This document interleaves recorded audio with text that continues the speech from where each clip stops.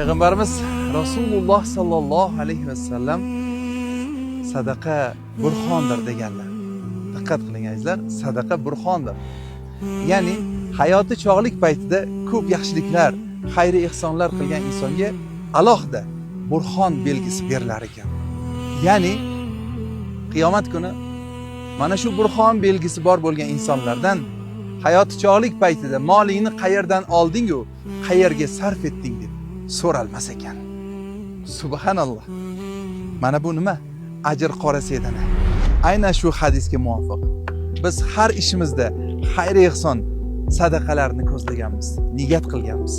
Siz ham ajr qorasi edanani har bitta donasini ichganingizda, agar o'sha niyatni qalbingizga tutsangiz, har bitta donasida ehsoningiz bor, sadaqangiz bor, yaxshiligingiz bor azizlar. Buni o'ylab, chuqur o'ylab turib, Alloh ilhomlantirgani bois vujudga kelgan bir tizimda, go'zal tizim.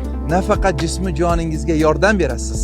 Bu kuch-quvvatdir, immunitetdir, kasallarga davodir, o'limdan boshqa har dardga davodir deganlar Payg'ambarimiz alayhissalom. Qolaversa, bundan chiqqan daromadning 30%ni biz ehson qilayotganimizni, yetimlarga, miskinlarga, zaiflarga, muhtojlarga berayotganimizni ko'ryapsiz. Muammolar hal bo'layapti. Dillarga, xasta ko'ngillarga xursandchilik kirib boryapti. Demakki, siz ajridan benasib qolmayapsiz. Oxiratingizga zaxira bo'layapti. Inshaalloh, agar bu ishlarimizda davomiy bo'lsak, bizga ham burxon belgisi berilajak. Ajrdan oling, ajr oling. Hoziroq qo'ng'iroq qiling, buyurtma bering. Ajr qorasi edana bo'ladimi? Ajr family bo'ladimi? Bu faqatgina foydadir. 7 yoshdan 70 yoshgacha tavsiya etiladi.